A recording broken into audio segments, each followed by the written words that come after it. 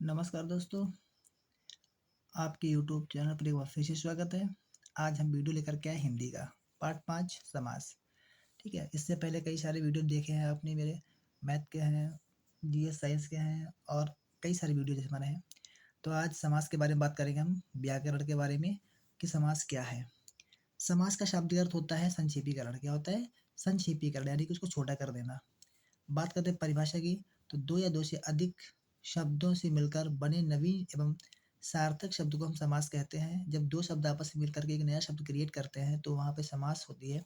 समास में दो पद पाए जाते हैं। समास में कितने पद होते हैं? समास में दो पद पाए जाते हैं। एक होता है पूर्व पद और दूसरा होता है उत्तर पद।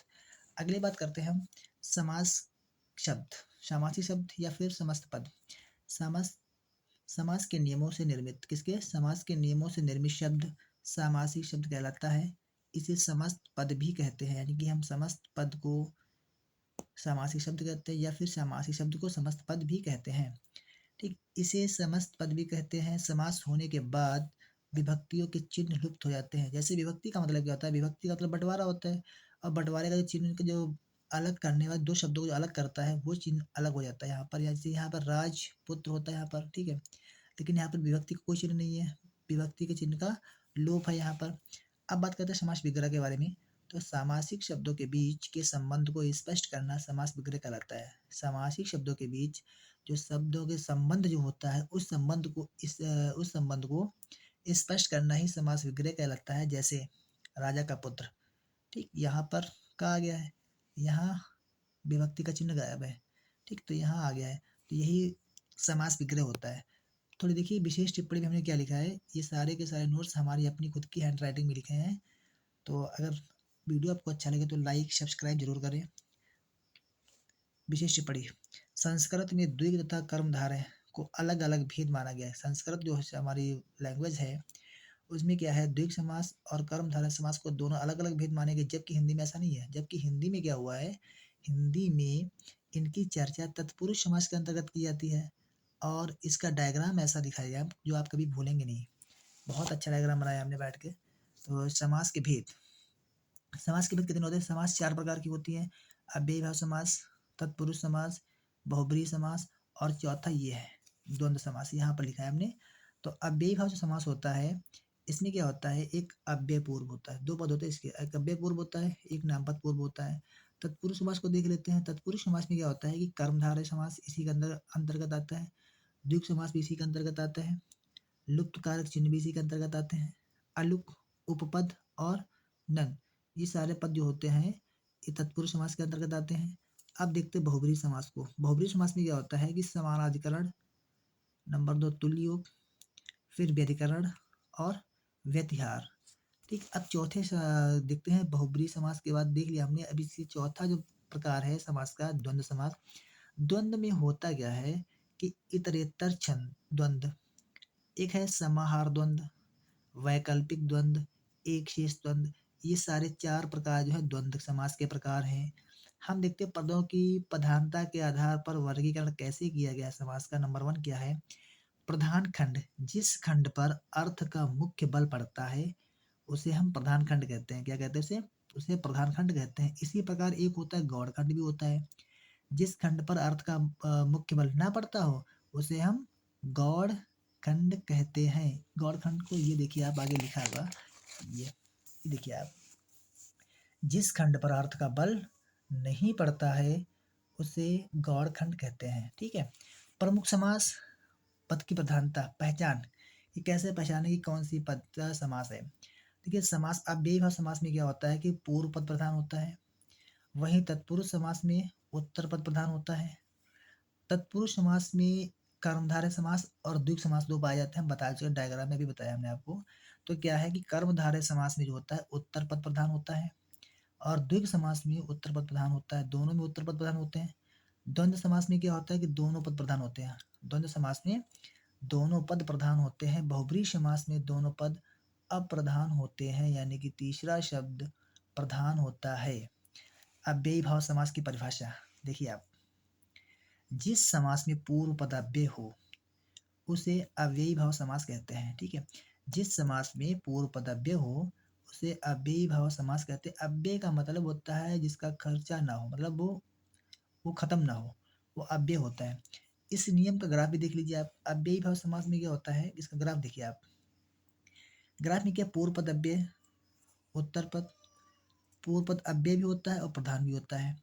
उत्तर पद होता है वो अप्रधान होता है, यानी कि जिसका पूर्व पद प्रधान और उत्तर पद अप्रधान हो वो अव्ययी भाव समास होता है।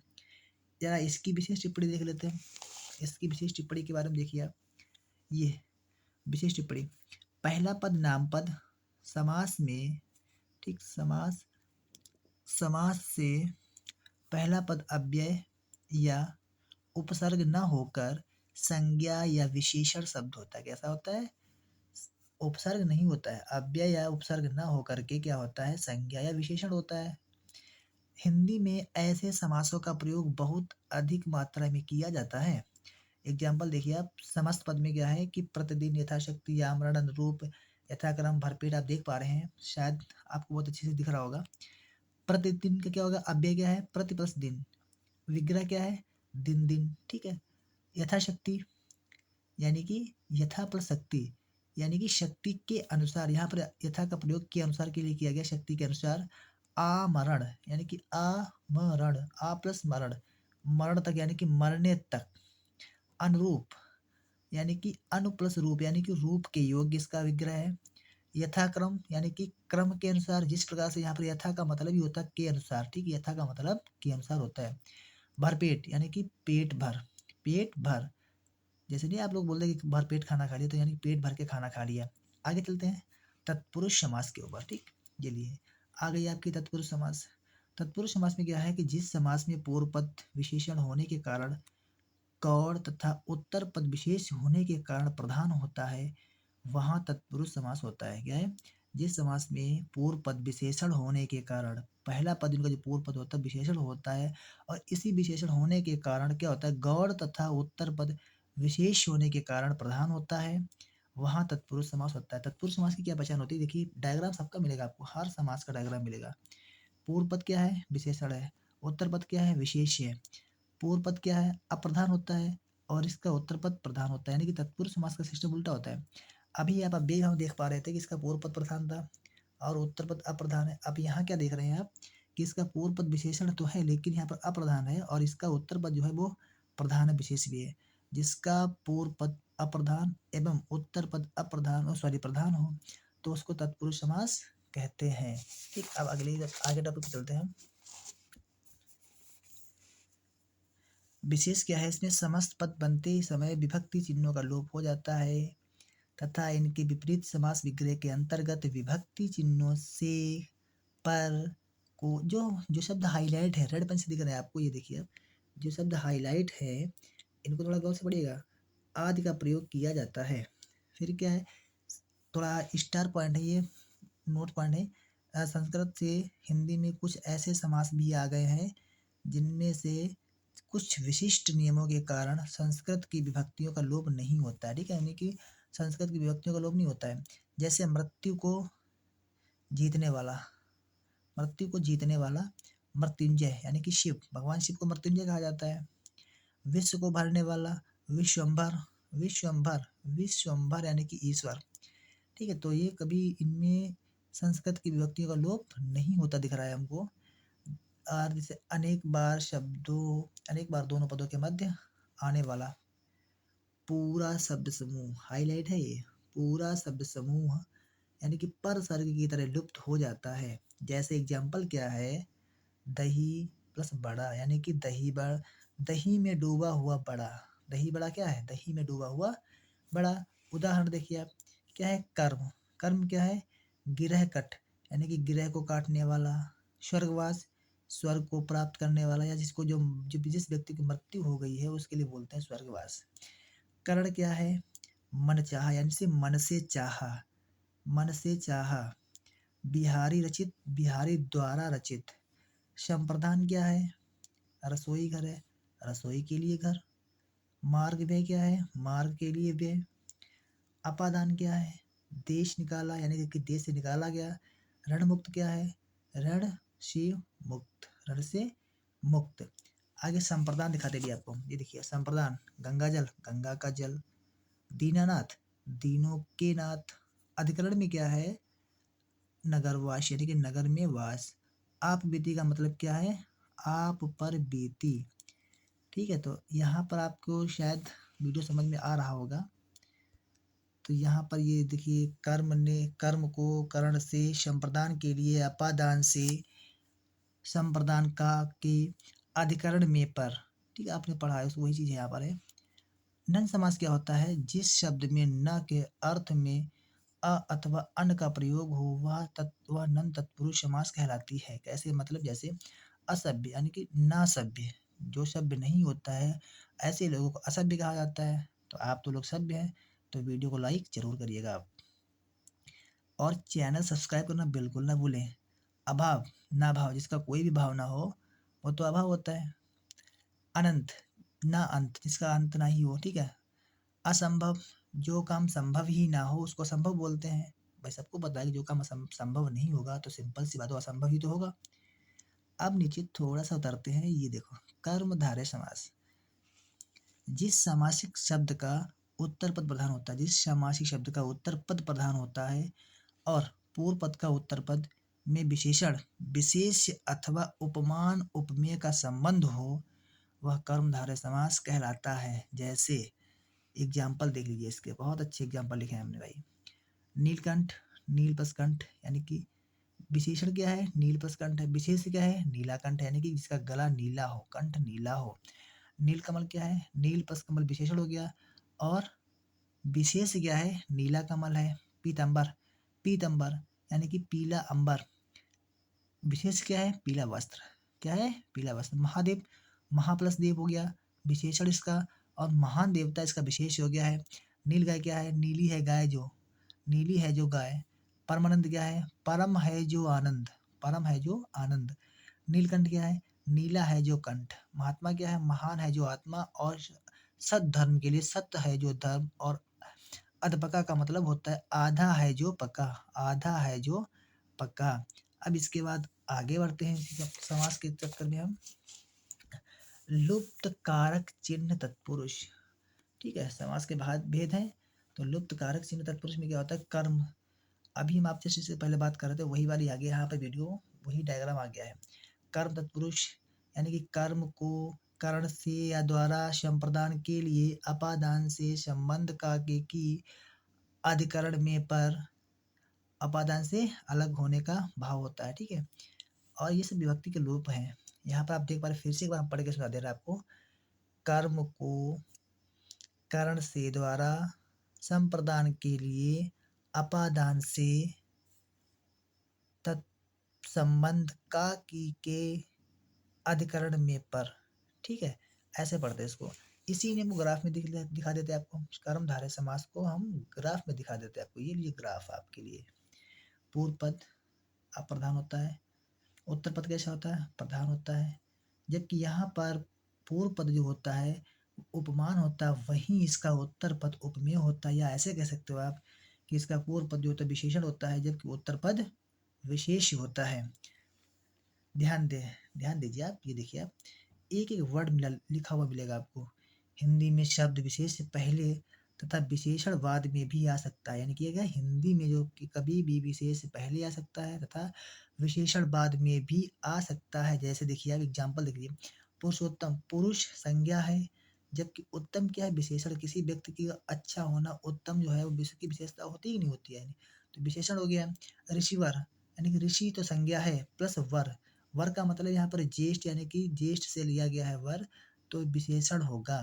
ठीक है, तो यहाँ पर ये बात कंफर्म हो गई हमारी कि हिंदी में कभी विशेष से पहले तथा विशेषण बाद में भी आ सकता है। अब इस स्थिति में जैसे इस कंडीशन में गया, इसी कंडीशन में हम कर्मधारय समास का ग्राफ उल्टा बनेगा। ये देखिए आप, अगला ग्राफ लीजिए, सारे ग्राफ आपके लिए हाजिर है।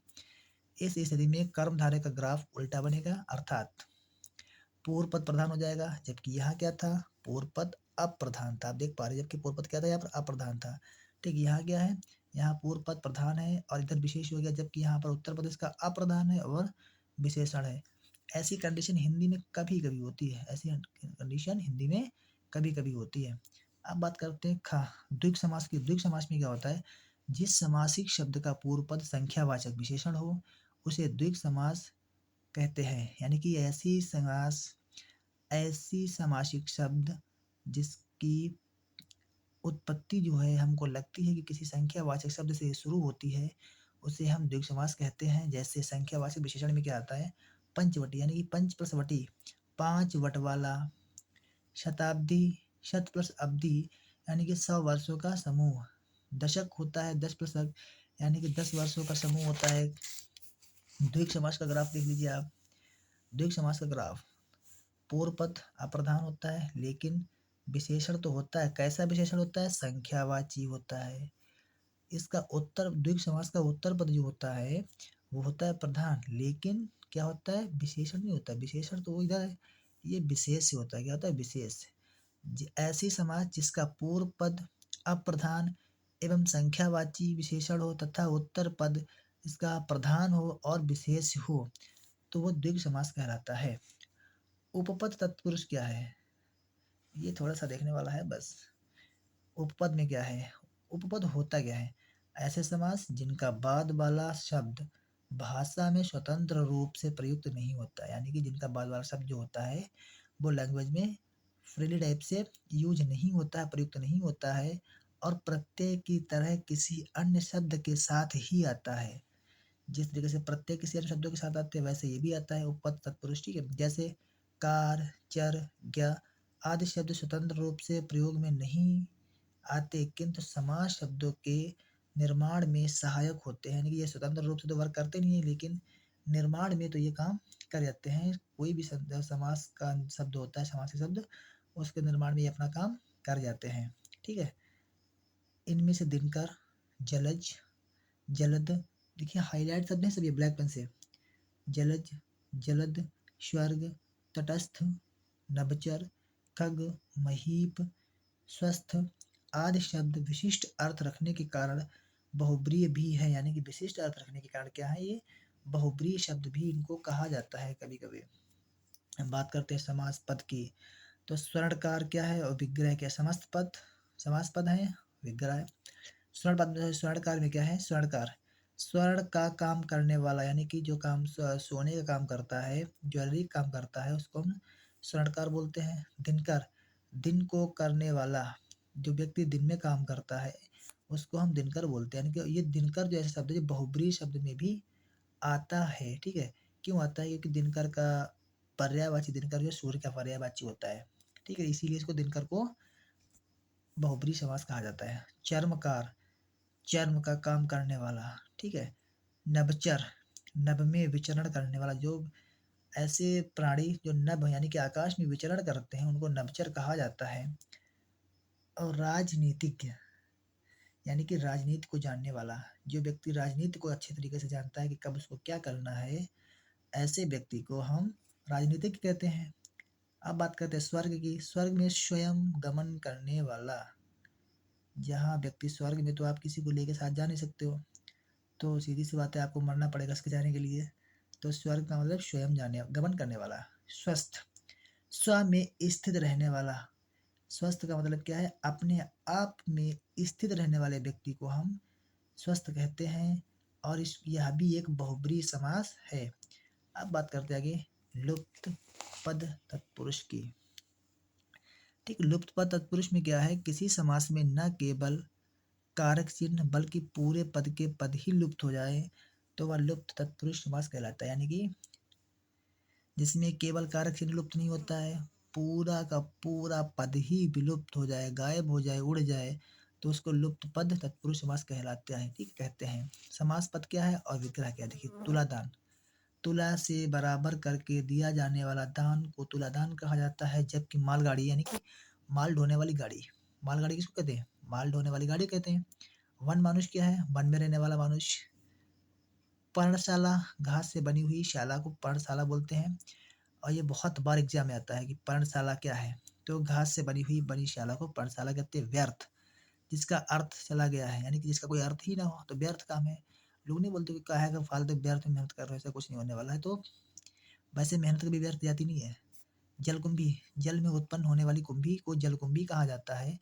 मधुमक्खी यानी कि मधु एकत्र करने वाली ऐसी मक्खी होती है, उसको मधुमक्खी कहा जाता है। जलपोत, जल पर चलने वाला पोत, यानी कि समुद्रों में जो पोत चलते हैं उनको जलपोत कहा जाता है। अश्रु गैस यानी कि अश्रु लाने वाली गैस, यानी कि आंसुओं को लाने वाली गैस जो होती है उसको अश्रु गैस कहा जाता है। वहीं पर जलयान क्या होता है? जल पर चलने वाला यान जो होता है उसको जलयान कहा जाता है।